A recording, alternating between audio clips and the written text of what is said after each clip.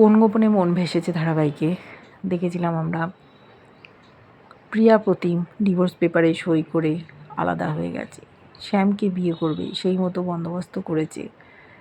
মেহেন্দি হাতের মধ্যে উঠছে, লোকজন এসছে, নাম বলেছে প্রিয়া, প্রথমে প্রতিম, ভুলবশত একে অপরের দিকে তাকিয়ে আছে। ওখানে এসছে শ্যাম, তারপর বলছে না না শ্যাম হবে, তুমি শ্যাম নামটা লেখো। ওরা যেন সহ্য করতে পারছে না এই বিয়েটা, দুজনেই চলে গেল। ওদিকে উপাসনাকে চোখে যেন পট্টি পরিয়ে দিয়েছে তৃষা। শ্যামলী আর কিঞ্জল একে অপরকে ভালোবাসে।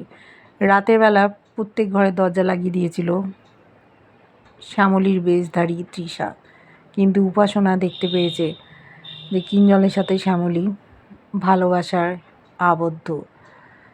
পরের দিন তৃষা মেহেন্দি আনিয়েছে যার মধ্যে বিষ মেশানো আছে। শ্যামলী সেটা হাতে পড়লে ঘামের সাথে মিশে রক্তে চলে যাবে, ও শেষ হয়ে যাবে। এদিকে অনেকে শ্যামলীকে সুন্দর করে সাজাচ্ছে, সিঁদুর পরাচ্ছে।